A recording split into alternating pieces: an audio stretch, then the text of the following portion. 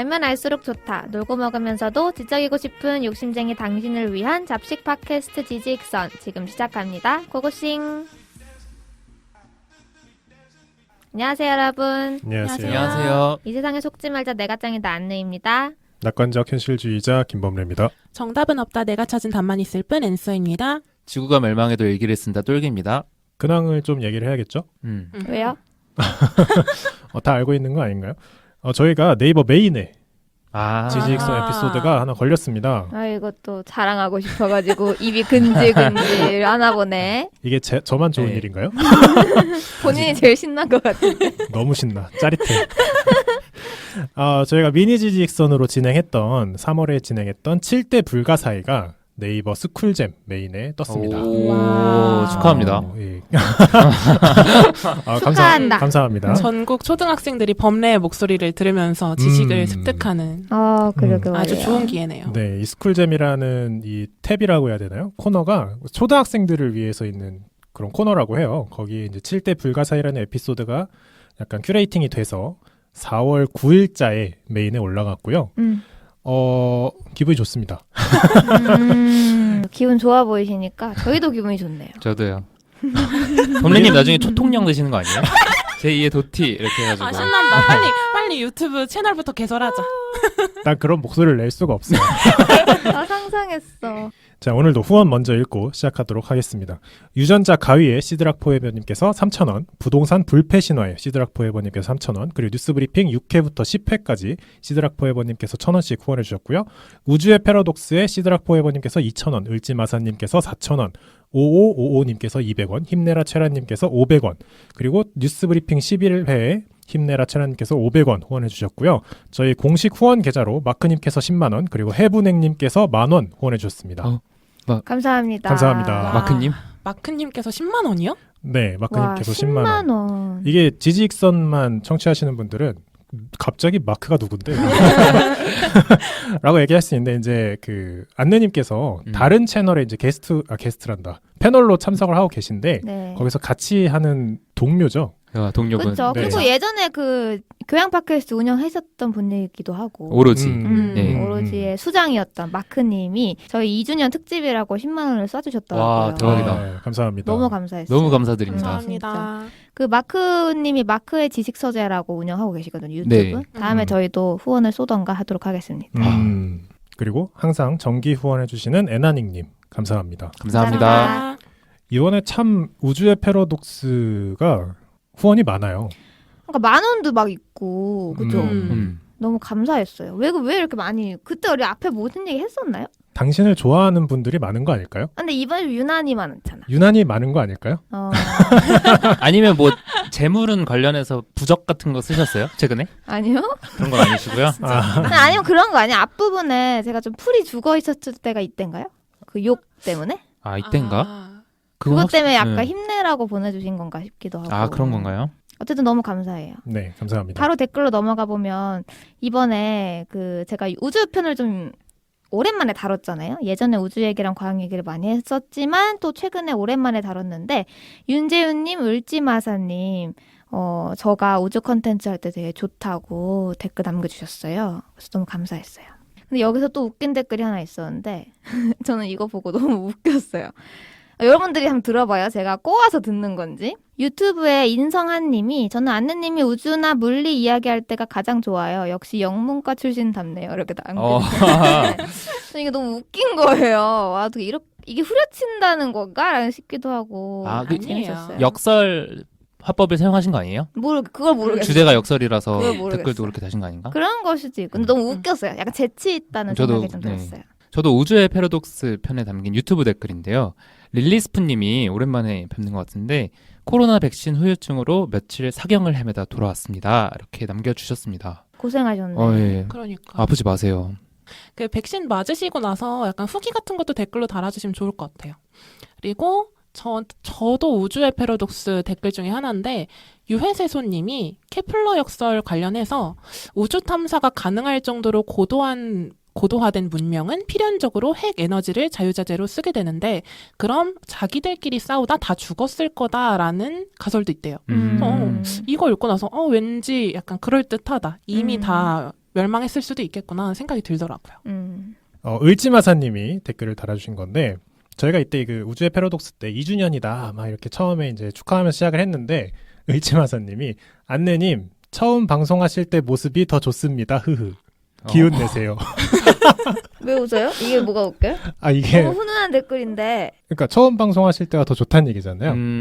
그게 뭐 어떤 거예요? 지금보다. 야성이 있으신데. 아니 그 얘기 아니에요. 그때 맞는데 이거 맞네. 네. 저희가 그때 욕 얘기했을 때 맞나 봐요. 그래서 많은 분들이 저 힘내시라고 후원해 주셨나 보다. 아 그렇게 들어야 되는 건가?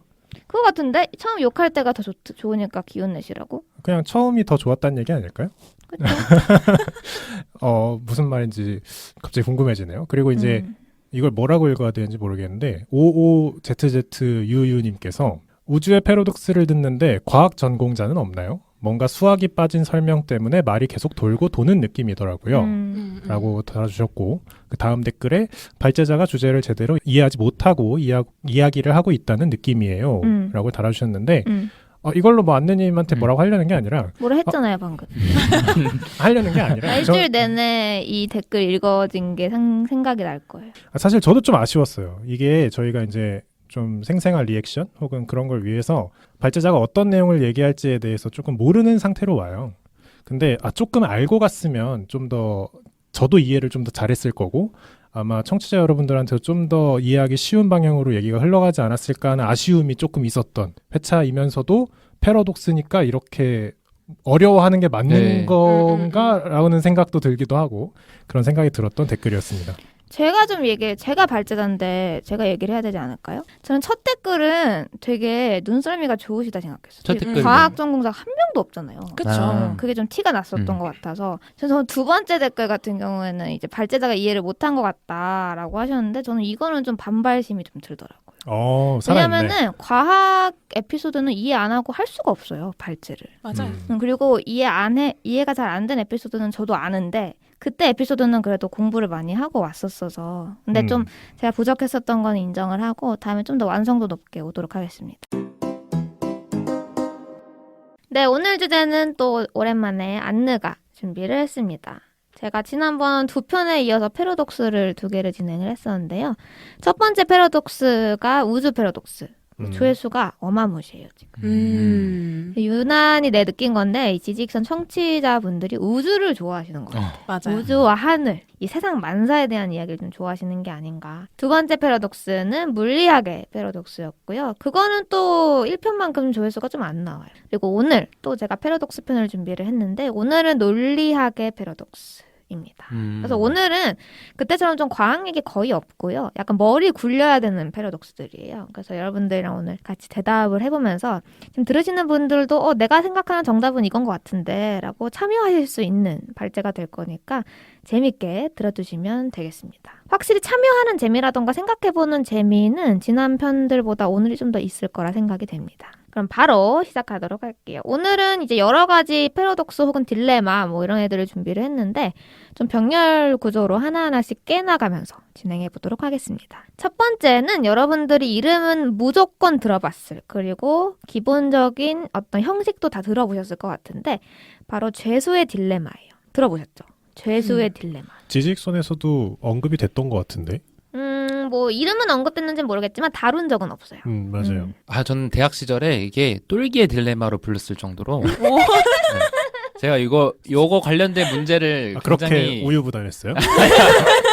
여기 이제 말씀하시려던 것처럼 경제학에 포함되어 있는 부분이잖아요. 그렇죠. 누가 만들었죠? 왜 토스하세요? 본인이 모르는 근데 저희 이걸 누가 만들었는지는 몰라요. 이거 만든 사람이 있어요. 뷰티풀 마인드. 존 내시? 존 내시가 이 문제를 직접 만들었다기보다는 존 내시는 가상인물 아니에요? 아니죠. 이건 또 뭐야? 경제학자. 죄수의 딜레마를 그 사람이 만든 거예요? 사실 게임 이론이랑 좀 겹치는 부분이 있어서 네. 제가 배울 땐 그렇게 배웠던 것 같기도 한데. 근데 그거는 확실치가 않고 근데 하여튼 그 게임 이론 관련된 부분을 할 때 굉장히 압도적으로 잘했던 똘기가 그 분야예요 이게. 그분이 누군데요? 똘기라는 지금 말하고 있는 접니다. 아니 이걸 잘할 수가 있어요? 그러니까 이게 죄수의 딜레마라는 게 막 파생되는 것도 많고. 게임 이론 중 하나 아니에요? 네. 그쵸. 네. 게임 이론이 딱 하나 이론이 아니에요. 다들 아시겠죠. 그죠. 게임 이론에 엄청나게 많은 사례 예시들이 있는 건데 그중 굉장히 유명한 예시 중 하나가 이 죄수의 딜레마죠. 그럼 똘기가 이거 전문 분야니까 잘 지켜보겠다 이거예요? 한번 좀 네. 한번 얼마나- 떠들어봐요. 됐다. 그러면은 우선 약간 지금 범례님이랑 앤서님은 잘 모르시는 것 같으니까 그리고 이거에 대해서 잘 모르실 청취자분들도 위해서 좀 자세하게 설명을 하고요. 여러분들이 한번 선택을 내려보시면 돼요. 근데 뭐 똘기님이 잘한다라고 하셨는데 그러니까 정답이 갈릴 수가 있어요. 그래서 딱 하나의 정답이 있는 문제가 아니라는 점. 자, 우선 컨셉은 이거입니다. 은행 강도 용의자 2명이 체포됐어요. 예를 들면 여기서 지금 앤서님이랑 범례님이라고 하죠. 이 두 분은 무기를 불법 소지한 게 걸린 거예요. 은행에서. 근데 은행 강도를 저지른 결정적인 증거가 없는 거야. 포착이 안 된 거야. 그래서 우선은 지금 이제 가둬놨는데 얘네를 복역시키기 위해서 강도죄로 그럼 자백을 받는 수밖에 없는 거예요, 지금. 근데 이 2명이 다 닥치고 있는 거야. 말을 안 해. 그래서 이 형사가 제가 이 2명을 각각 따로 취조실로 데리고 갑니다.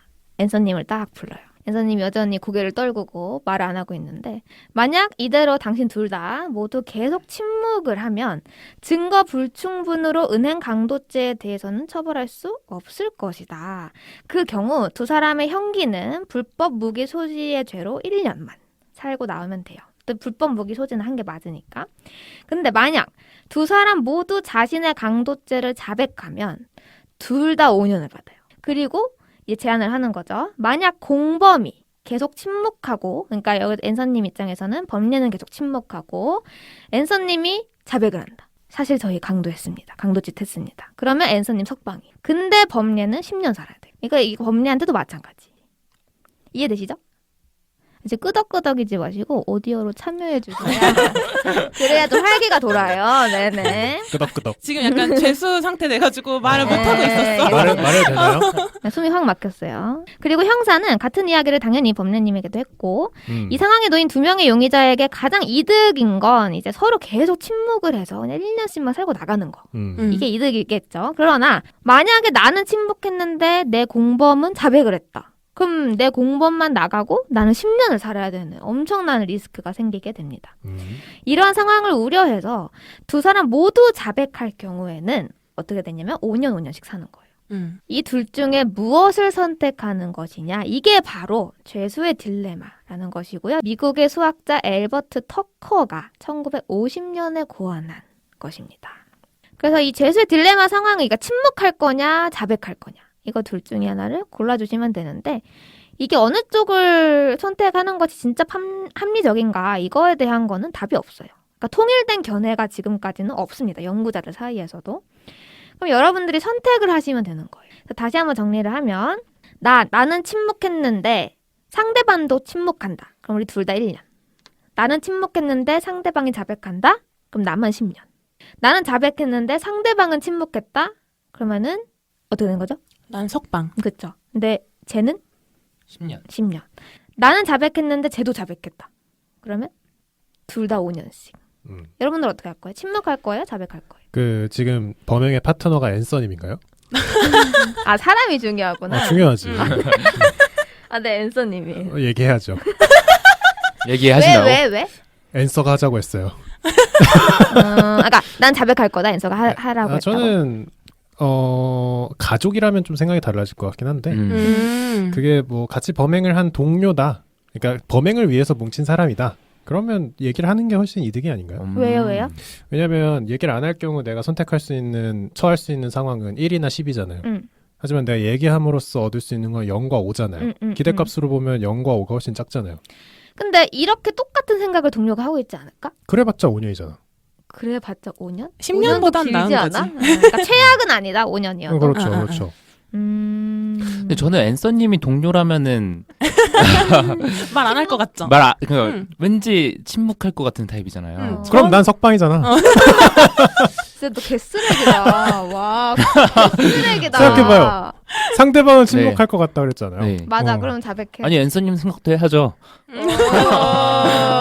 이런 사람이 제일 먼저 나가. 그치. 문 닫히자마자 얘기한다고. 그러니까 똘기가 이렇게 생각할 걸 알고 또 앤서는 자백할 수도 있지.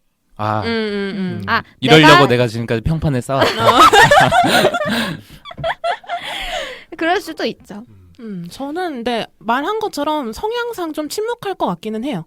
조금 더 안정형으로 갈 것 같아. 아, 뭐 그 사람이 누구든 간에. 감사합니다. 진짜. 그러면 범례는 자백하고 앤서는 침묵했으니까 앤서만 10년 살고 범례는 나가는 거네요. 그쵸. 오늘 날씨 좋네요. 와. 근데 이거에 눈 한 번 깜짝 안 하시는 앤서님이 너무 대단한 것 같아. 나 같으면 막 너무 화날 것 같아. 상상만. 아, 이게 뭐 사고 실험이니까. 사고 실험이어도 좀 화나지 않아요? 뭐 내가 선택한 건데. 아니, 그러면 자, 반대로 그러면 똘기님이랑 안느님이 들어왔어요. 아, 예? 똘기 개 애매해. 걔 애매하다고. 진짜 너무 애매해. 똘기님, 안느님 어떻게 할래요? 진짜 모르겠죠. 와. 어떻게 나올지 진짜 모르겠죠. 아니, 둘이 지금 눈 마주치지 말고 서로 다른 방에 있어요. 갑자기 형사가 되셨네요. 근데 똘기는 약간 자백할 것 같기도 하고. 얘 약간 얍삽한 면이 있어요, 똘기가. 갑자기 근데 사람 인신공격하라고 하는 게 아니라 근데 안느님이 그것도 생각하셔야죠. 나는 지금까지 똘기에게 어떤 사람이었는가. 이것도 생각을 해야 되는 거 같이. 지금 안느의 딜레마야. 괜히 이 얘기 꺼내가지고. 오케이. 똘기는 언제 어떻게 할 거예요? 저 같은 경우에도 똑같죠. 그러니까 안느님은 어떻게 할 건가. 그러니까 나는 반대로 또 똘기는 안느에게 어떤 사람이었는가. 아, 만약에 말이 길다. 내가 좋은 사람이었다면 안느님이 침묵을 선택하실 텐데 또 그건 아닐 것 같고. 생각해봐요. 지금 똘기님이 뭐 대충 30이라고 치고 10년 음. 복역하고 나오면 40이에요. 네. 오, 쉣. 그러니까 그거를 안느님도 똑같이 제가 생각을 해드려야 되잖아요. 인생 한 번 사는 거잖아요. 그러니까 안느님 인생도 한 번인데 제가 이렇게 막 보내드릴 순 없으니까. 그러니까 지금 계속 쓰레기가 네. 이제 평범한 인간을 자꾸 이제 근데 속고 포도질을 하는데 안느가 네. 자백해서 당신 10년입니다. 아, 안느가 자백. 그러면 바로 아 근데 나는 침묵할 것 같아. 아 그래요? 응. 침묵할 것 같아. 아, 이유는 딱히. 왜냐면 우리가 이거 막 준비하면서 잡힐 거 생각 못 했겠어? 서로 약속했겠지. 네. 우리 무조건 침묵하는 거다.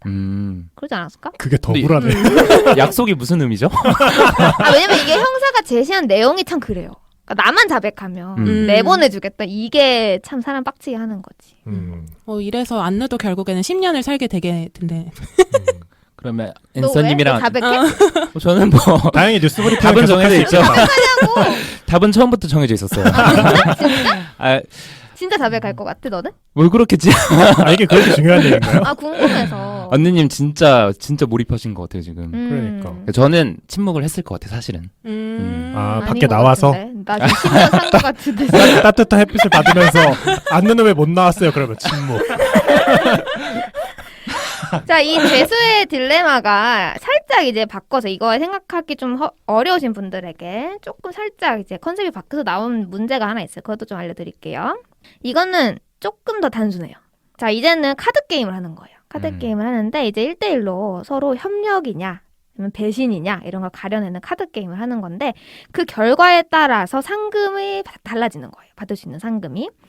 그래서 이제 여기서 지금 2명이 있는 거죠. 뭐 범죄님이랑 앤서님이라고 하면은 서로 협력과 배신 2장의 카드를 갖고 있는 거예요.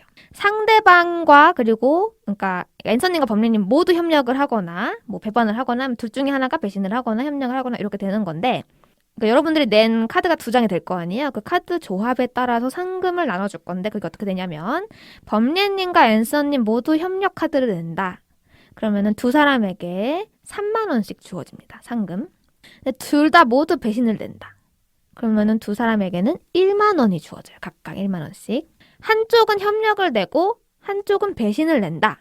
그러면 배신을 낸 쪽에 5만 원을 주고 협력을 낸 쪽에는 0원. 아무것도 주지 않는 거예요. 근데 여러분들이 여기서 목표로 하는 것은 되도록 많은 상금을 받고 싶은 거야. 이 주최자로부터. 그러면 여러분들은 무슨 카드를 내는 게 좋은 걸까요? 같이 하는 사람이 누구예요? 아 진짜. 아 그냥 모르는 사람이라 쳐. 모르는 사람이야. 근데 전 무조건 협력을 낼 것 같아요. 왜요? 둘 다 협력 내면 3만 원이라고 그러지 않았어요? 맞아요. 그러니까 그게 제일 낫지 않나요? 둘 다 협력 내면 3만 원. 근데 이제 범례님만 협력을 내고 그리고 만약에 앤서님은 배신을 냈다. 그러면은 배신을 낸 쪽은 어떻게 되는 거지? 배신을 낸 쪽은 5만 원. 5만 원. 협력을 낸 사람은 못 받고. 근데도 협력을 낸다고요? 뭔가 기대값으로 보면 그게 제일 클 것 같은데. 왜 이게 그런가? 커요? 아니 아까 얘기한 거랑 다르잖아. 배신을 내면은 10,000원 아니면 50,000원인 거 아니에요? 맞아요. 그러니까 10,000원, 5만 원이니까 근데 협력을 내면 빵원 아니면 3만 원이야. 근데 이게 어떻게 더 커요? 근데 일단 기대값을 구하려면은 그 상대방이 뭘 낼지 확률을 알아야 되잖아요. 뭐 그렇긴 한데. 근데 내가 그런 생각을 했나 봐요. 만약에 그 한 명이 배신했을 때 받는 돈이 한 10만 원이면 배신을 내는 게 맞는 것 같은데. 그러니까 예를 들어서 앤서랑 나랑 예를 들어서 짰어. 야, 너가 배신 내. 내가 협력 내고 5만 원 반띵해. 근데 그게 지금 3만 원이 안 되잖아요. 그치. 그러니까 협력을 낼 것 같아. 어쨌든 협력을 낸다. 근데 뭐 상대방이 배신을 내도. 이러나 저러나 협력을 내는 게 낫는 것 같은데. 난 배신. 축하드립니다. 아니 근데 나도 이거 아까 법리의 그 논리에 따르면 이제 배신을 냈을 때 어쨌든 돈은 받는 거잖아요. 그치. 5만 원이 됐던 1만 원이 됐던. 그래서 배신을 내는 게 좀 합당해 보일 수도 있죠. 그럴 수도 있겠네. 또여기님은? 저라면은 이제 배신을 하죠. 그 상대방도 무조건 배신할 거라는 가정을 하게 될 것 같아요, 결국에. 왜? 모르는 사람이지, 일단. 그 나처럼 생각할 거 아니야. 아니, 배신을 내면. 근데 이 두 사람의 참가한 두 선수의 목적이 주최 측으로부터 가장 많은 돈을 뺏어가자라는 공동의 목표가 있다면 합의해서 6만 원을 뜯어내는 게 그 목표에 부합하지 않나요? 근데 우선 전제 조건은 서로 지금 합의를 할 수는 없는 거지. 그 짤 수는 없는 거지. 그러면 게임이 안 맞으니까. 상대방이 뭘 낼지 모른다라고 생각해 주세요. 근데 이게 약간 그 멘탈 어카운팅, 심적 회계가 좀 들어가는 것 같은 게 아까 거는 어쨌든 마이너스를 줄일 수 있느냐의 싸움이었잖아요. 그쵸. 복역 기간을. 근데 이건 플러스를 얼마나 늘릴 수 있느냐의 싸움인데 전 이거에 대해서는 좀 리스크를 테이킹하는 것 같아요. 갑자기 영어를 많이 쓰시죠. 정말 그래서 협력을 하신다고요? 협력을. 그러니까 상대방이 뭘 내든 네. 나는 협력을 내서 둘이 6만 원을 뜯어가자. 어차피 뭐, 못 얻어도 어차피 못 얻어도 사실 뭐 크게 3만 원 정도면 뭐 큰 돈은 아니니까 네. 한 300 정도면 어때요? 300만 원, 300억, 300만 원. 300만 원, 300만 원, 500만 원, 100만 원. 300만 원, 500만 원, 100만 원. 막 주먹 쥐는 거 봐. 상대가 눈앞에 있나요? 미쳤다. 근데 이거 사실 지니어스에도 나온 게임 비슷한 그래요? 거 같고. 이런 부류의 게임이 많이 나왔죠. 그렇죠. 일부러 딜레마가 생기게 하는 그쵸. 게임들. 앤서님은? 아까 얘기했잖아. 배신. 배신 낸다. 응. 그럼 정리 좀 해보자. 앤서님 배신, 범혜님은 협력, 협력. 똘기님은 배신. 배신. 안누님은요? 저는 어렵다. 저도 고민하다 협력 낼 것 같아. 왜냐면 상대방이 배신을 낼 것 같아. 그럼 빵원인데? 그러네? 뭐야? 그러면 나는 배신. 그럼 배신 셋, 협력 하나. 협력이네. 우리만 5만 원 벌고 범혜는 빵원인 거지. 아니지. 세 명 중에 2명은 빵원이지. 배신. 그렇죠. 아니지. 배신이면 1만 원이야. 1만 원. 그러니까 돈은 어쨌든 우리는 다 받는 거야. 잠깐만. 배가 아픈데? 그렇다니까. 근데 이게 아까 번혜님이 좋은 부분을 지적을 해주셨는데 만약에 목표가 주최 측으로부터 가능한 많은 돈을 뺏어내겠다라는 목표라면은 서로 협력을 내는 게 가장 좋은 시나리오가 맞죠. 근데 이제 상대방이 또 협력을 내지 않았을 경우가 변수가 되겠죠. 그래서 또 두 사람이 만약에 협력을 내면 이제 아까 말씀하신 대로 합계가 6만 원이 되는데 이때가 주최자가 지불할 금액이 어떤 경우보다 가장 많은 경우가 맞아요. 그래서 그게 목표라면 협력을 내는 게 맞다 이렇게 얘기를 할 수 있고 이 죄수의 딜레마 관련해서 여러분들 이제 저희가 간과를 이미 하고 있었는데 원래는 제가 조건으로 말씀을 드렸어야 돼요.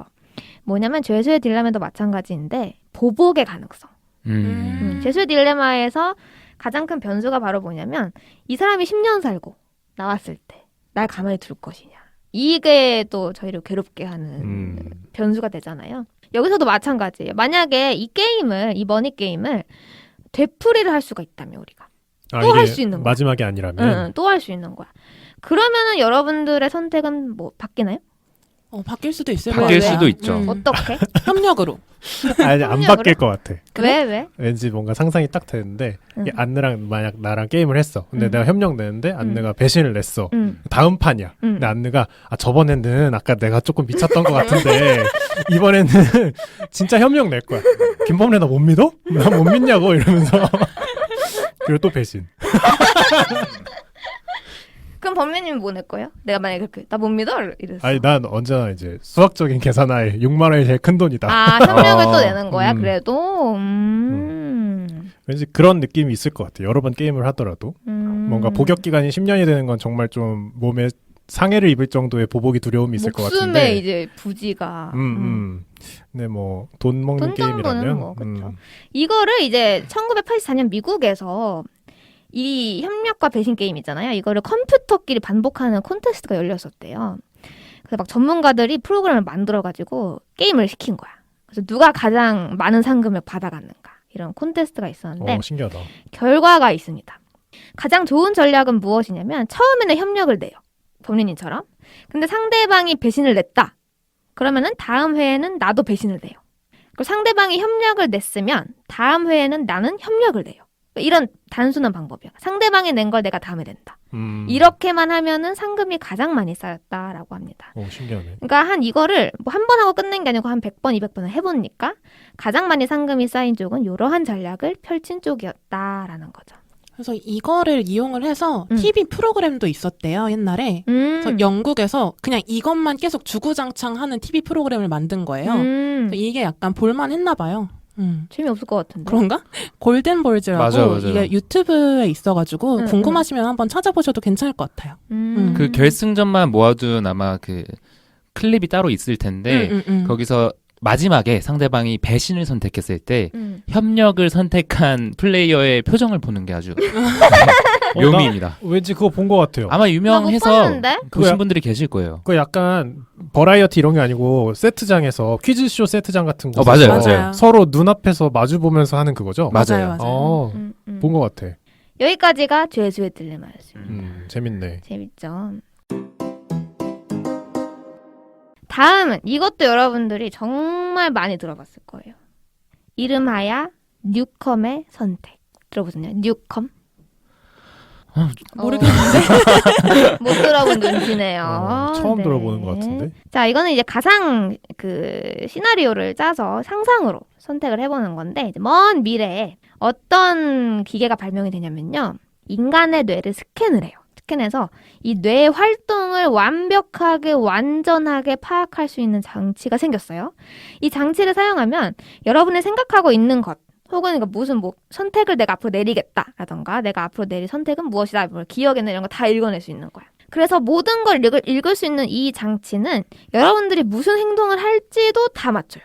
그렇겠죠. 너무 완벽해서. 그래서 이 장치의 정확함을 보여주기 위해 어떤 이제 게임이 하나 생기는 거예요. 자, 여러분들 앞에 박스가 2개 있습니다. 한쪽 박스는 투명한 박스예요. 그리고 그 안에는 100만 원의 돈다발이 들어있어요. 다른 한쪽 박스는 안이 보이지 않는 검정색 박스예요. 까맣게 칠해져 있어요. 자, 이제 여러분들의 선택지는 이렇게 됩니다. 양쪽 상자를 모두 연다 혹은 검정색 상자만 연다 중에 여러분들은 선택하시면 되는데 여러분들이 연 상자 안에 있는 돈을 여러분들이 받아가는 거예요. 그래서 주최자는 여러분들의 이제 뇌 스캔하기 위해서 여러분 머리 위에 장치를 씌우겠죠. 그리고 이 장치를 이용해서 여러분들이 양쪽 상자를 다 열 건지 아니면 검정색 상자만 열 건지 사전에 예측을 합니다. 주최자가. 그리고 주최자는 그 예측에 따라서 검정색 상자 속의 내용물을 결정해요. 여기까지 좀 따라오시나요? 네. 좀 더 해볼게요. 만약에 여러분들이 양쪽 상자를 모두 연다라고 예측이 됐다. 그러면은 검은색 상자에는 아무것도 넣지 않아요. 근데 이 사람 검은색 상자만 열 것 같다. 이렇게 예측이 되면 검은색 상자에 1억을 넣습니다. 이해되세요? 네. 그러니까 양쪽 상자를 다 연다고 생각하면 검은색 상자를 100만 원? 비워두고 100만 원밖에 없는 거고 그쵸. 투명한 상자 안에 있는 검은색 상자를 연다고 하면은 그 안에 1억이 들어있다. 네, 1억을 넣어둘 거예요. 주최자가. 네. 그리고 이 게임에는 여러분들 말고도 엄청나게 많은 사람들이 앞에 있었어. 여러분들이 다 지켜봤어. 그 결과를. 근데 다 맞아. 이 기계가 틀린 적이 없어. 여러분들은 이 기계가 틀릴 것 같다라고 뭐 생각은 혼자 할 수 있겠지만 그럴 가능성은 없어요. 그리고 이게 여러분들이 선택 내리기 전에 갑자기 상자를 막 조작하는 게 아니고 이미 상자의 내용물은 정해져 있는 상태로 여러분들 앞에 도착합니다.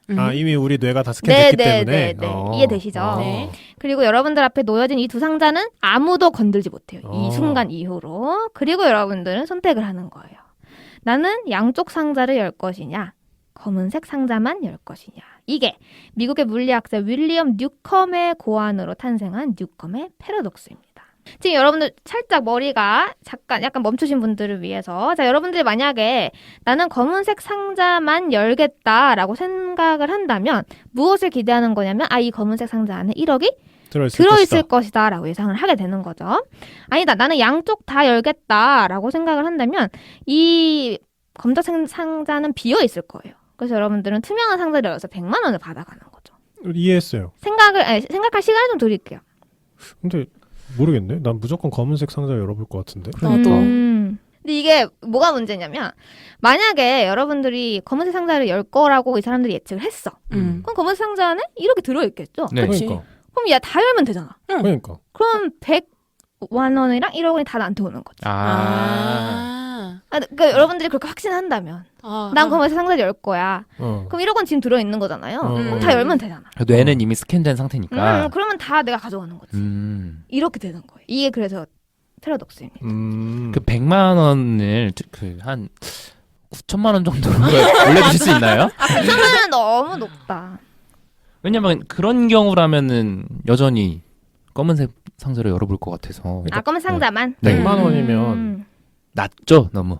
낮다기보단 상대적으로 1억이 너무 높죠. 그러니까. 그러니까 1억을 딱 택하는 게 당연한 거 아닌가? 완전 안전한 거잖아요. 내가 1억을 취하는 거는.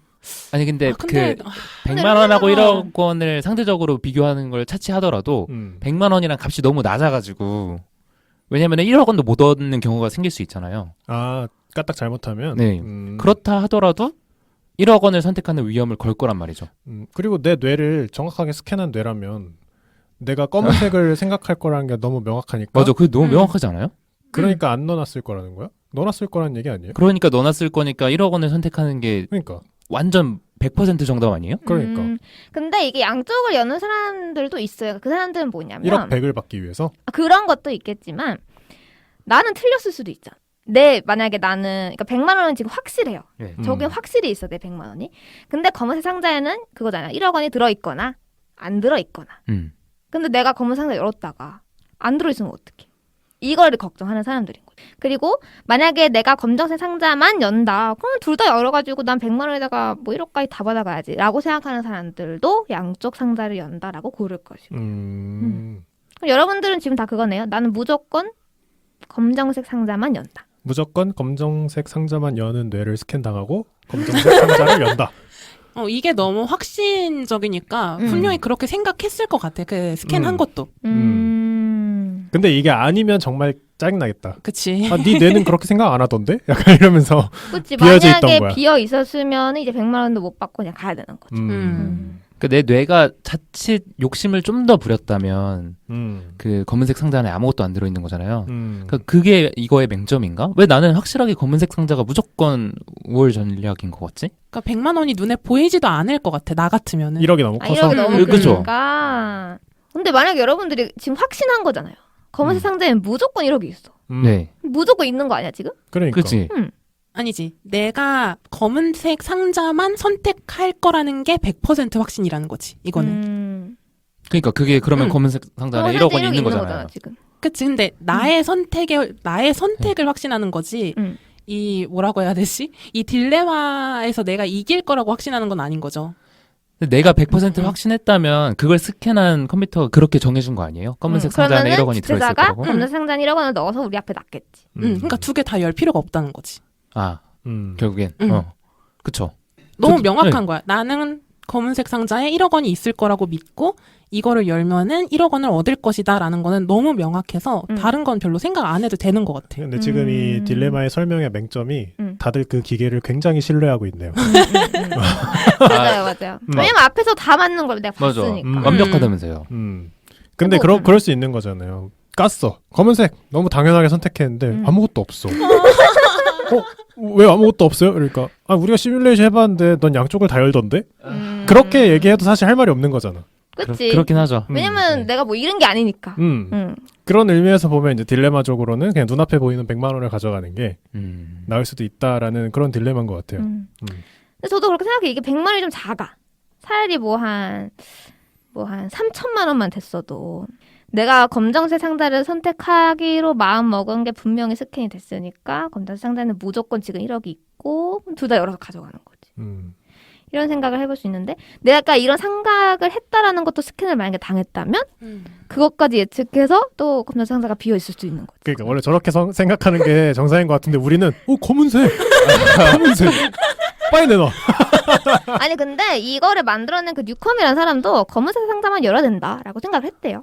근데 이제 아직까지 논란이 계속 있는 거야. 연구자들 사이에서. 아니다. 양쪽 다 열는 게 맞다. 이런 식으로. 그래서 어디 있는 거죠? 검은색 상자. 가져와. 빨리 갖고 와. 네, 여러분 상상 실험이었습니다.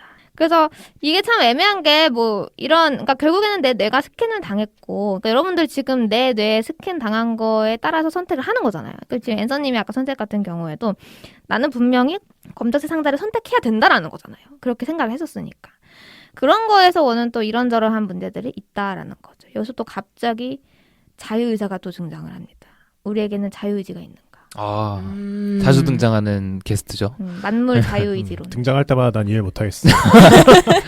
잠깐 읽어볼게요. 만약에 그 전지전능한 어떤 지성이 있다라고 한다면 이 세상에 그 전지전능한 그 지식은 모든 걸 아는 거예요. 그렇죠? 모든 것의 상태, 뭐 위치, 운동, 상황, 선택 다 아는 건데 이 세상에서 일어나는 모든 사건의 미래는 그러면 정해져 있다라는 결정론적 우주관을 따를 수밖에 없다라는 거죠. 그러면은 여러분들은 내가 결정했다라고 생각하지만 사실은 다 정해져 있다라는 거예요. 예를 들면 여러분들이 검정색 박스를 선택하는 것도 내가 선택한 거야 라고 얘기를 하지만 다른 선택권이 없는 상황이잖아요, 지금. 그래서 여기서는 그러면 자유의지가 없는 거 아니냐라고 파생적으로 생각이 나올 수 있다라는 거죠. 그래서 나중에 제가 한번 다뤄보고 싶은 것 중에 하나가 라플라스의 괴물이에요. 이거 여러분 들어보시지 않았어요? 라플라스의 괴물? 그 전지전능한 존재 아니에요? 맞아요. 그래서 이게 한 1700년 한 후반? 때 활동했던 프랑스의 과학자 피에르 라플라스가 만든 건데 이게 모든 것, 그러니까 과거, 현재, 미래를 다 알고 있는 전지전능한 생물. 저희는 이런 걸 이제 보통 신이라고 얘기를 많이 하는데 그런 신이 존재한다라는 것부터 이미 이 세상은 다 결정되어 있는 거예요. 왜냐면 그 사람은 이 영상의 끝까지 다 봤으니까 이 인생의 끝까지. 뭐 이런 파생적인 생각이 잠깐 나올 수 있다라는 거죠. 그래서 이제 검은색 상자만을 열면은 여러분들은 뭐 1억 원을 받아가면 가장 좋은 것일 수 있고 비어있다면 여러분들은 아무것도 받아갈 수 없는 거고요. 양쪽 상자를 모두 열었을 때는 100만 원만 받거나 아니면 1억 플러스 100만 원을 받거나 어쨌든 둘 다 괜찮은 방법이다라고 정리할 수 있겠습니다. 네, 그래서 앞에 두 개의 패러독스 같은 경우에는 여러분들이 선택할 여지가 좀 많은 거긴 했는데 그 두 개가 가장 그런 형태이고요. 이제 이 다음부터는 살짝 생각만 해보는 짧은 패러독스들을 준비를 했습니다. 다음은 스멀리언의 패러독스입니다. 스멀리언, 사람 이름이에요. 네. 이 내용이 뭐냐면 자 여러분들 세 명의 그룹이 사막을 막 헤매고 있어요. 그래서 이제 앤서님, 범례님, 똘개님이라고 하죠. 막 헤매다가 어느 지점에서 이 세 명은 각각 다른 길을 걸어가기로 했어요. 우리 이제 갈라지자. 너랑 걷기 뭐 같다? 이러면서 갈라지기로 했어요. 그러니까 지금 조난을 당한 거예요? 아니면 그냥 걷고 있는 거예요? 사막은 헤매고 있는 거니까 조난이라고 보시면 될 것 같아요. 근데 사실은 알고 보니까 똘개가 범례를 너무 원망하고 있었던 거야. 왜? 사리를 막 갖고 있었어.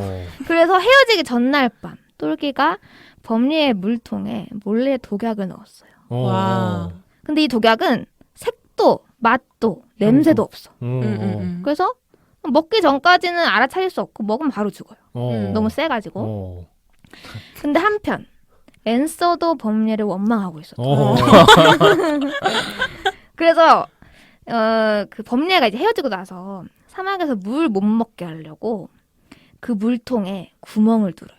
앤서가. 물이 3개 만든 거야. 앤서가.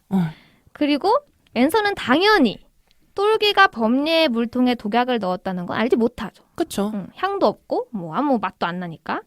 그리고 3명이 헤어집니다. 그리고 시간이 조금 지나서 범례가 물통을 딱 봤는데 물이 없는 거야. 그리고 범례는 죽었어요. 목이 말라서. 그래서 질문. 누가 범례를 죽였는가?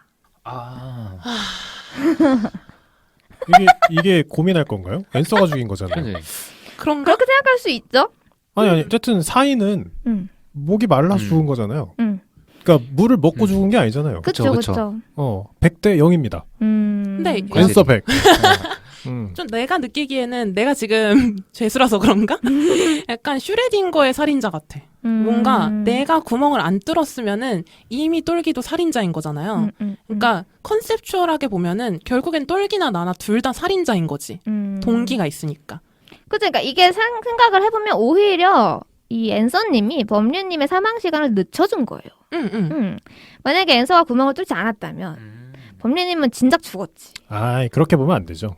더 고통스럽게 오랜 시간을 보냈잖아요. 목마른 상태. 목이 마르서 물통을 꺼냈는데 물이 없었어. 마시고 죽었으면 마시기라도 했지. 마시지도 못하고 사막에서 죽을 때까지 한 3일 있었을 거 아니에요. 끔찍해. 막 모래 핥아먹고 있었을 거 아니에요. 목이 말라서. 오줌 먹고 그랬을 거 아니야. 그러네. 그 오줌을 물통에 넣었다가 죽었나? 어쨌든. 어떡해. 그러니까 더 고통스럽게 죽은 거죠. 근데 고통의 강도는 모르는 거죠, 사실. 먹으면 바로 죽는다면서요. 독을. 근데 그게 어떻게 바로 죽는 건지 모르잖아. 막 타 들어가는 듯이 죽어. 막 내장이 녹아내려. 막. 그래도 3일 동안 물을 못 먹는 것보단 낫지 않을까? 나는 그게 왜냐면은 상상도 못할 고통이잖아요. 그런 느낌 아니야? 마취 안 하고 수술하는 느낌으로 죽는 거면 어떡해.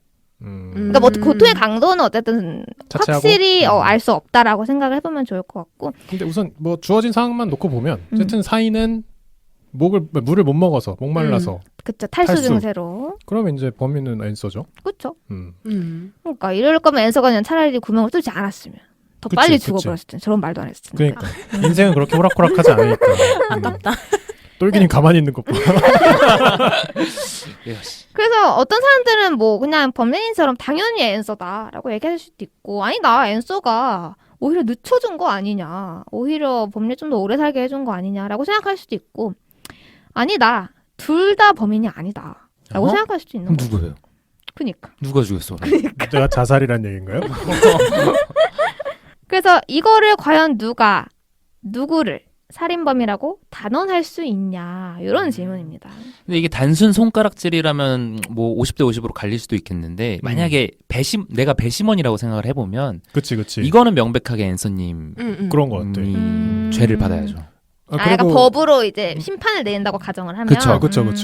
근데 만약에 이제 똘기님 말씀처럼 이걸 손가락질이라고 생각하면 왜 범례는 2명한테 죽임을 당했을 정도로 원래는 평소 행실이 어떻길래 그런 쪽까지 물어볼 수도 있겠죠. 그러니까 그렇게 당하고만 있을 사람이 아닌데 당신들 물통은 안전할 것 같아? 그쵸.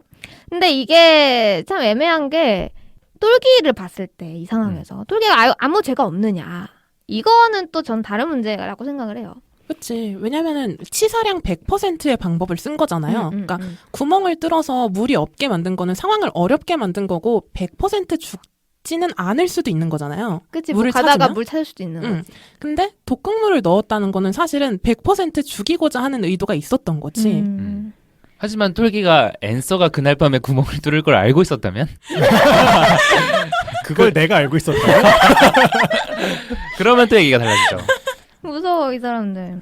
그래서 이게 그냥 단순히 앤서가 범인이다 라고 하면은 뭐 사람에 따라서는 그냥 앤서는 오히려 범례를 구할 뻔했다. 혹은 근데 범례가 진짜 만약에 그 물을 찾았으면 앤서가 살린 게 되는 거죠. 그렇죠. 그치. 다른 그렇지. 물을 그렇지. 찾았으면. 뭐 이런 미니 패러독스가 있습니다. 그래서 이거는 그 레이먼드 스멀리안이라는 사람이 제안했던 문제인데, 신기하네. 본인도 뭐 결론을 내지 못했다고 하는데 뭐 결론이야 마음속으로 내면 되는 것 같아요. 그리고 다음입니다. 이름하여 천국으로 가는 길의 패러독스. 되게 비장하네요. 그러게. 자, 당신은 죽었습니다. 지금 여러분들 다 죽었어요. 사막에서. 천국으로 가는 길을 찾아가고 있습니다. 당신은 길이 나누어진 갈림길에 딱 왔는데 두 길 중에서 어느 한쪽은 천국으로 가는 길이고 다른 한쪽은 지옥으로 가는 길이에요. 근데 여러분들은 당연히 어디가 천국으로 가는 길인지 알 수 없죠. 그리고 그 갈림길 앞에 여러분들 딱 서 있었는데 이제 2명의 천사가 다가옵니다. 이 천사들은 당연히 천국이 어딘지 알아요. 그 천국 가는 길을 알고 있죠. 근데 여러분들에게 질문을 할 수 있는 그러니까 기회는 딱 한 번입니다. 딱 한 번만 질문을 할 수 있는데, 이 천사들이 그냥 천사가 아니고 약간 이상한 천사들이에요. 그래서 한 명의 천사는 정직한 천사야. 참말만 해요. 항상 옳은 말만 합니다. 다른 한 명의 천사는 거짓말쟁이야. 자꾸 구라를 쳐. 입만 열면 구라를 쳐요. 자, 어느 쪽이 정직한 천사인지 어느 쪽이 거짓말쟁이 천사인지는 알 수가 없어요. 그리고 이 천사들은 모두 예 혹은 아니요로만 대답합니다. 아, 예 혹은 아니요로만? 네네네. 아, 자, 그럼 여러분들이 해야 할 질문은 과연 무엇일까? 뭐라 질문해야 나는 천국으로 갈 수 있는가? 길이 눈앞에 보이는 거예요. 그 두 두 가지 가지가 길이. 갈림길이 있어요. 여러분들은 질문을 어떻게 하느냐에 따라서 어쨌든 이 천사들의 대답은 예 아니면 아니요. 둘 중 하나이고 한 명은 구라쟁이고 한 명은 항상 옳은 말, 맞는 말만 하는 천사예요. 그러니까 같은 질문을 한 번. 그러니까 같은 어, 질문을 두 천사에게 동시에 하는 거고 그쵸. 두 천사가 그 질문에 대해서 대답을 예 아니요로 한다. 그쵸?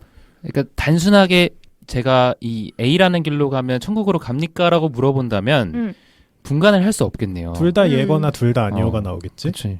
근데 이거 상대방의 물중을 물어봐야 되는 문제인 것 같은데. 상대방의 의중?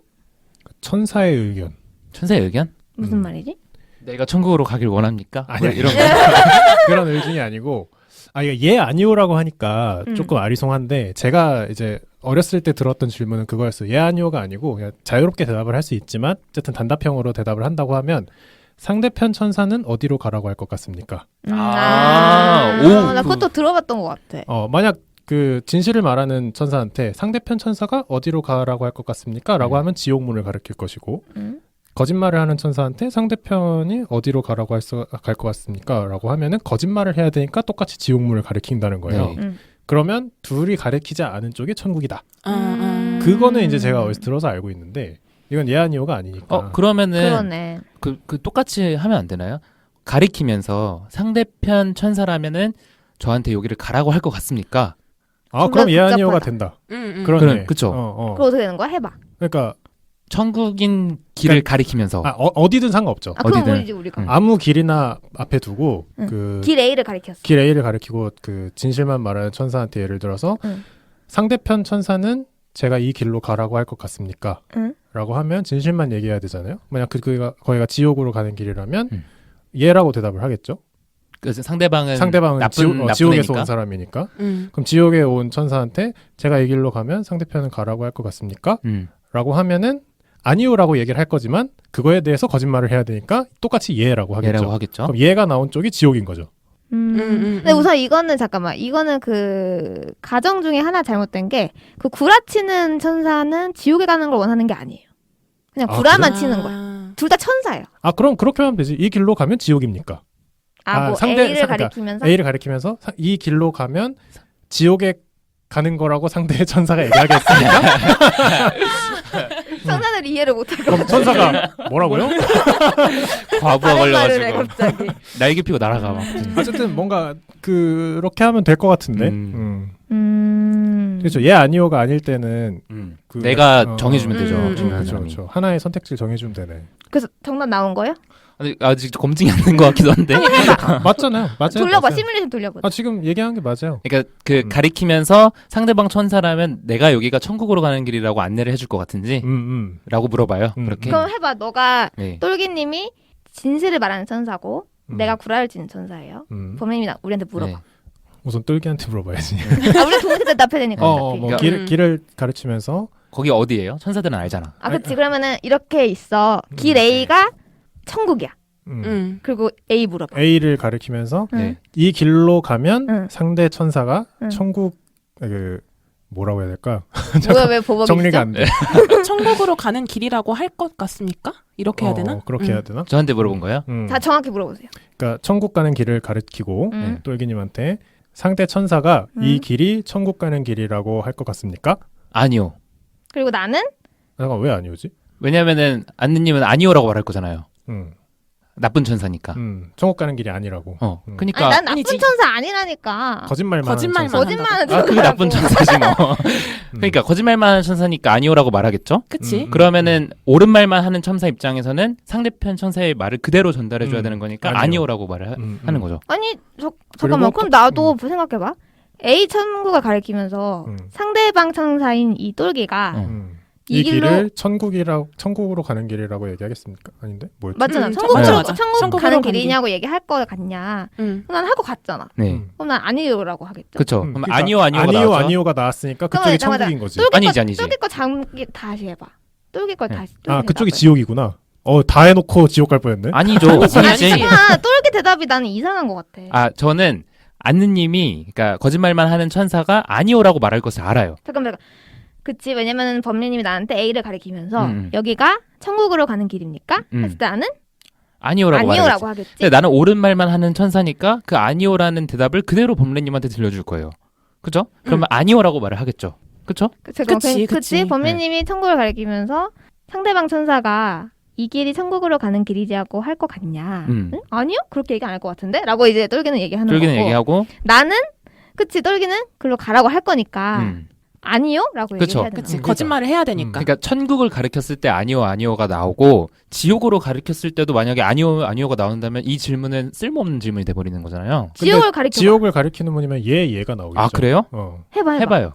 아니 뭘 해봐. 아니, 똑같잖아. 물어보세요. 지옥으로 가는 길이라고 상대방이 대답할 것 같습니까? 그러면은 똘기님은 참한 말만 해야 되니까 얘라고 할 거고. 왜요? 아니오라고 해야죠. 지옥을 가리키셨다면서요. 그러니까 지옥을 가리키면서 여기가 천국으로 가는 그치. 길이냐라고 물어본 거지. 그쵸. 그치. 천국 길이냐 하면 얘는 아니라고 할 거니까 난 얘라고 할 거고. 아니 저는 얘라고 해야죠. 그쵸. 얘라고 전달을 해줘야지. 네.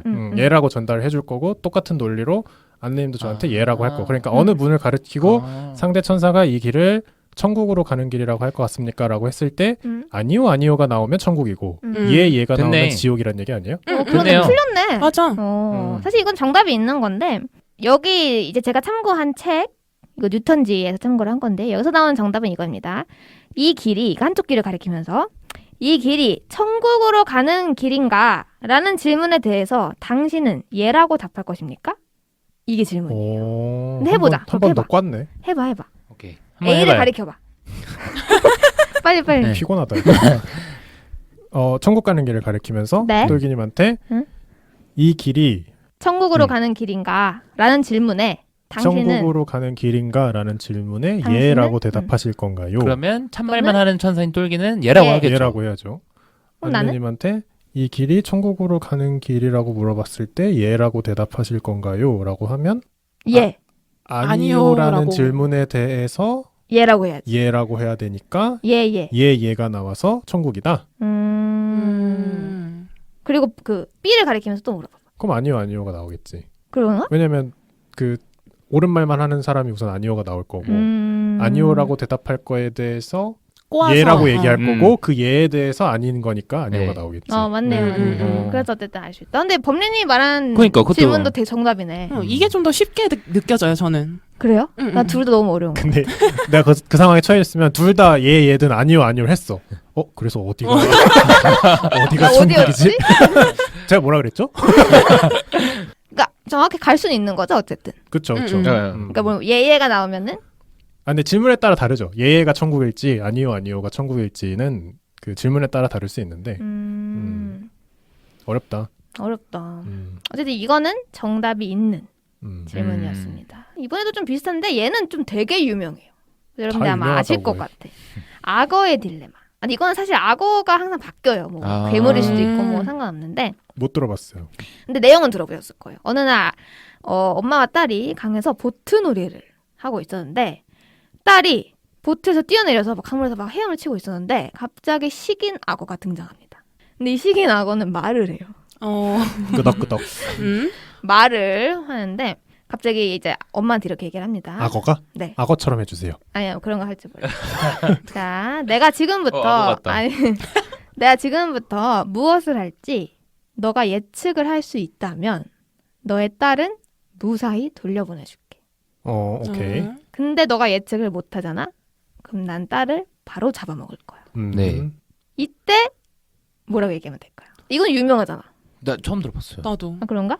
그러니까 범님은 들어보셨죠? 뭐 비슷한 얘기는 들어본 것 같은데. 비슷한 뭔가 이렇게 악어는 항상 아니긴 한데 비슷한 얘기가 있어요. 뭐라고 하면 될까요? 어쨌든 잡아먹힐 것 같으면 그 딸이 잡아먹힐 것 같으면 잡아먹을 거잖아 라고 해서 살려야 되는 거고 뭐 그런 거 아니에요? 맞아요. 범리님이 바로 대답을 얘기하셨네. 그래요? 똘기님이랑 앤서님이 이해가 돼요? 응. 근데 만약에 악어가 원래 살리려고 했어요. 근데 나는 오답을 말한 거잖아요. 그러면 악어의 조건 중에 그런 게 있었던 거예요? 넌 오답을 말하면 잡아먹을 거야. 이게 있는 거예요? 네. 응. 그러면 오답을 말했으니까 잡아먹잖아요. 아니지. 잡아먹으면 오답이 아닌 게 되잖아. 아, 음. 그게 포인트예요. 그렇구나. 잡아먹는 순간 오답이 아닌 게 되니까. 더 대박인 건 뭔지 알아? 뭐예요? 난 저 생각을 안 했어. 난 저 생각 네. 근데 무슨 말인지 알겠죠? 저 생각을 안 하고 잡아먹기면 안 되니까. 나만 이해했구만. 내 딸 잡아먹을 거잖아. 근데 악어가 맞아 잡아먹을 거야 라고 하면 놓아줘야 되는 거고 그치. 아닌데? 나 잡아먹을 거 아니었는데? 하고 잡아먹으려고 하면은 이게 또 참이 되니까 잡아먹을 수 없는 그 생각을 안 했었어. 악어도 이 생각을 못 한 거네요. 그치, 전혀 그렇지. 못한 거지. 말만 할 줄 알지. 고등지능은 아닌 거구나. 근데 이게 그 루이스 캐롤 있잖아요. 유명한 네. 사람. 이 사람이 창작한 건데 이거 말고 되게 그냥 변형이 엄청 많아요. 악어로 말고도. 그래서 뭐 이런 것도 있죠. 뭐 어느 다리를 건널 때는 건너편으로 가는 용건을 파수꾼에게 말을 해야 된대요. 근데 이 말이 거짓말이면 교수형에 처해지는데 어느 날 한 사나이가 나는 교수형을 받기 위해 다리를 건넌다라고 말해버린 거야. 아, 비슷하네, 진짜. 뭔 말인지 알겠죠? 네. 그럼 파수꾼은 어떻게 해야 되는 거야? 교수형에 걸어버리면 되지. 근데 참이니까 건너가게 해줘야 되는 건데 거짓말일 때만 교수형을 쳐야 하는 거니까. 여기까지가 악어의 딜레마. 약간 그거 같네. 이렇게 해적이 사람을 잡았어요. 네. 마지막 소원을 얘기해라. 들어주겠다. 비슷해. 살려주세요. 맞아, 이런 거지. 그런 거지. 다음입니다. 프로타고라스의 패러독스입니다. 고대 그리스에는 프로타고라스라는 소피스트, 이제 소피스트를 그때 당시 약간 변론하는 사람들, 말 잘하는 사람들을 소피스트라고 했는데 이런 사람이 있었어요. 이 프로타고라스가 가난하지만 엄청 똑똑한 학생이 있었어. 그래서 그 학생에게 너는 정말 유능하고 하지만 돈이 없으니까 내가 무료로 변론술을 가르쳐주겠다. 근데 조건이 있었어요. 너가 변론술을 무사히 배우고 나서 너가 맨 먼저 맡은 재판에서 이기면 너가 학비를 나한테 내는 거예요. 이기면요? 이기면. 내가 키워줬으니까. 네. 무슨 말인지 알겠어요? 네. 괜찮죠? 근데 그 후에 학생이 변론술을 다 배웠어요. 근데 이 학생은 아무리 시간이 지나도 재판을 안 맡으려 하는 거야. 네. 가능하죠? 그렇죠. 돈 내기 싫으니까. 그래서 이 프로타고라스가 막 기다리다가 지쳐가지고 걔를 불러서 소송을 걸어요. 학비 돌려내라. 그래서 이 재판이 열렸어요. 그래서 프로타고라스가 이렇게 주장을 합니다. 학생은 나한테서 변론술을 배웠습니다. 근데 그럼에도 불구하고 재판을 안 맡아. 나한테 학비를 안 내. 이거 약속 위반 아니냐. 이 재판에서 학생이 패소를 하면 당연히 얘는 학비를 지불해야 되는 거고 학생이 이겨도 그럼 최초의 재판에서 이긴 거니까 돈 내야 된다. 그렇지. 이렇게 주장을 하는 거예요. 그러네. 패소를 했는데도 난 이득을 얻고 그러네. 승소를 했는데도 이득을 얻는. 그러네. 되게 이상한 상황인 거죠. 역시 스승님은 다르다. 다르다는 그러게. 거지. 그래서 프로타고라스가 이렇게 재판의 결과와 관계없이 얘는 나한테 학비를 내야 된다. 이렇게 주장을 하는 거예요. 근데 학생은 당연히 가만히 안 있죠. 반론을 해요. 이 재판에서 내가 승소하면 법에 따라 당연히 학비를 지불할 필요가 없다. 승소하면. 또 이 재판에서 내가 패소를 하면 그러니까 스승님이 이기면 최초의 재판에서 이기지 못했으므로 나는 최초의 약속대로 학비를 지불할 의무가 생기지 않는다. 이렇게 얘기를 하는 거예요. 칼과 방패의 싸움이네. 학생도 마찬가지인 거야. 만약에 내가 이기면 법으로 정한 건데 내가 왜 내? 이렇게 되는 거고 내가 졌어. 그러면은 나 진 거잖아요. 첫 재판에. 돈 안 내는 거지. 근데 그러니까 이게 학생 입장에서도 내가 승소를 해도 이득이고 패소를 해도 이득인 거죠. 근데 그거는 프로타고라스인 그 스승의 입장에서도 마찬가지인 거예요. 그래서 이게 패러독스인 거예요. 오, 신기하다. 과연 누구의 주장이 옳은 것일까? 근데 이게 논리적으로는 역설처럼 만들 수 있겠지만 현실적으로는 프로타고라스가 무조건 이기는 상황 같은데요? 그래요? 저는 제자가 무조건 이길 것 같은데. 여기서 근데 만약에 제자가 승소를 해요. 제자의 반론은 법에 따라 이제 지불 의무가 이미 나는 없어졌다라고 말을 하는 건데 프로타고라스가 말할 때 너는 이기면은 나한테 지불을 해야 한다라는 게 그게 법으로 정한 의무였나요? 그건 아니라 그냥 그 내기 같은 거 아니었어요? 그렇죠. 내기죠. 내기. 그쵸. 조건을 건 거지. 조건이죠. 조건을 건 거잖아요. 그러면 그거는 약간 민사상의 그거니까 법이랑 좀 관련이 없지 않나? 그러니까 프로타고라스는 어떤 결과가 나오든 모순이 없고 학생 같은 경우에는 결과에 따라서 법대로 하자 아니면은 법대로 하지 않는다라는 모순이 생기잖아요. 일관성이 없잖아요, 어. 자기. 제자 같은 경우에는 좀 더 모순이 있다고 볼 수 있지. 근데 재판부에서 수업료를 지불할 필요가 없습니다. 절대 지불하지 마세요. 땅땅땅 이러면은 게임 끝 아닌가요? 그러면은 문제가 돼. 근데 이제 그러면은 우리의 조건이었다. 너 첫 재판 승리했네? 돈 내. 아니죠. 이게 되는 그러니까 거죠. 수업료에 대한 요구권이 이제 법적으로 말소되는 거잖아요. 네가 내기를 했던 뭘 했던 내지 말라 그러니까 이렇게 난 판결 내리면 그렇죠. 전 판결의 힘이 그 정도라고 생각을 하는데 그래서 난 제자가 이길 것 같은데. 근데 현실적으로 판결을 그렇게 좀 약간 월권 행위처럼 내릴 수 없다는 거죠. 내가 보기엔 판사가 파기환송합니다. 그러니까 원만하게 해결하는 거 아니야? 사주제 절반만 내세요. 뭐 막 그런 이렇게. 식으로 할 것 같긴 한데 글쎄요. 법적으로 수업료를 지불할 필요가 없습니다라고 판결을 내렸는데 과거에 뭐 약속을 했든 말든 어쨌든 뭐 낼 필요가 없다는데 그걸 굳이 내야 되나? 그쵸. 왜냐면 그렇게 되는 순간 조건이 성사가 되는 거지. 그러니까 이걸 안 하려고 이 학생은 계속 밀어온 건데 재판을. 결국 재판이 걸렸고. 그치. 근데 제자가 기지를 되게 잘 발휘한 것 같아요. 그래요? 저 같으면은 뭐 울었을 텐데 어떻게 이걸 어떻게 해야 되나. 근데 주저앉아서 엉엉 울어봐. 제자가 그 상황에도 없는 지혜를 다 짜내가지고 그런 걸 한 거잖아요. 그래요? 근데 나는 좀 되게 뻔뻔해. 재판 미룬 것부터 싹수가 노랗지 않아? 그렇지. 아니 근데 뭐 딜레마만 놓고 보면 나는 제자가 이길 것 같아요. 그리고 앤서님, 말씀하세요. 아니, 그리고 조금 더 얘기를 해봐서 실생활에 좀 대입을 해보면 그렇게 승소했는데 야 우리 약속한 대로 너가 첫 재판에 승소했으니까 이제 그거 수업료 줘야지라고 하면 또 소송 걸어야지. 이 사람 안 줘도 된다고 승소했는데 계속 네. 돈 달래요. 뭐 접근 금지 보호 신청 요청합니다. 네. 그렇게 되지 않을까? 난 스승님이 옳은 것 같아. 왜요? 아까 얘기한 것처럼 모순이 없잖아, 행동에. 자기는 주장하는 바는 계속 똑같은데 제자 같은 경우에는 그냥 법이 맞으면은 법이 맞는 거고 법이 틀리면은 내가 또 맞는 거야. 그래서 그러니까. 나는 이 태도가 약간 좀 별로인 것 같아요. 맞아. 그러니까 여기서 지금 가장 큰 손해는 스승이야. 그치. 판사지, 괜히 판사. 무료로 아니 괜히 무료로 애 알려줬다가 이게 뭐야? 그 재판하는 것도 얼마나 시간과 돈이 들겠어요. 아니 그러네. 불쌍해 프로타고라스. 그래서 뭐 어쨌든 둘 중에 누가 이길지는 알 수 없는데 만약에 그러니까 재판장이 이제 학생의 손을 들어줘서 이 재판이 끝나고도 너는 돈을 주지 말아라라고 탕탕탕 해서 끝났다. 그러면 이제 프로타고라스가 그래도 나는 진짜 이건 아닌 것 같다라고 생각이 들면 한 번 더 고소를 하면 돼요 학생. 얘 첫 번째 재판에서 이겼을 때 나한테 돈 주기로 했다. 근데 저번에 이겼는데 나 안 줬다. 이렇게 재판을 걸어버리는 거지. 그럼 일사부재리 원칙에 의해서 파기환송되는 거예요. 아니 왜냐면 다른 상황이죠. 왜냐면 이번 상황은 이미 승소한 재판에 일이 있는 거잖아. 그때는 0이었고. 그러니까 여기서는 약속 안 지킨 죄로 고소를 하는 거지. 다른 죄로. 그러면은 이제 그 학생이 우기는 내가 최초의 재판에서 이기지 못했으니까 나는 학비를 지불할 의미가 생기지 않는다. 내가 여기서 패소를 해도 그게 사라지는 거예요. 여기서는. 그래서 프로타고라스 입장에서는 만약에 지더라도 한 번 더 고소를 하면은 가능성이 보인다. 그러네. 그러네. 무슨 느낌인지 아시겠죠? 제가 준비한 내용은 여기까지입니다. 재밌다. 재밌죠? 네.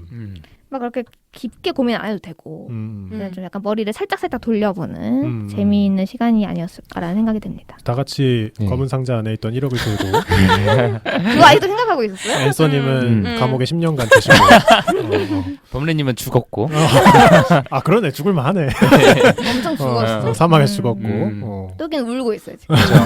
주저앉아. 주저앉아 울고 있어요. 즐거운 시간이었습니다. 아우 즐거웠네요. 근데 뭐 살다 보면 약간 딜레마라기보다는 이래도 손해 저래도 손해인 뭔가 그런 코너에 몰리는 케이스는 있는 것 같아요. 많지. 특히 전 회사 생활하면서 그런 걸 좀 많이 느끼는데, 그러니까 뭐 두 명의 의견이 갈렸을 때 어느 쪽 손을 들어줘도 나는 욕 먹는 상황. 약간 그런 거 있잖아요. 그럴 때 이제 똘기님처럼 그냥 울어야겠다.